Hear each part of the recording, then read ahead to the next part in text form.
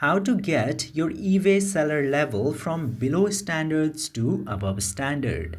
Now, if you are a seller in eBay and you want to increase your level standard from below to above, in order to do that, you must reduce your transaction defect rate to below 2% and decrease cases closed without seller resolution to under 0.3%. In order to achieve this, you have to increase the sales volume without any inconvenience and complaints from there. In other words, it should be perfect in order to achieve it fast, and you should not avoid delivery times. Deliveries should be in time that it meant to be, and after that you have a slight chance to increase your seller level to above standard from below standards. I hope this video was informative to you. If yes, don't forget to hit that subscribe button.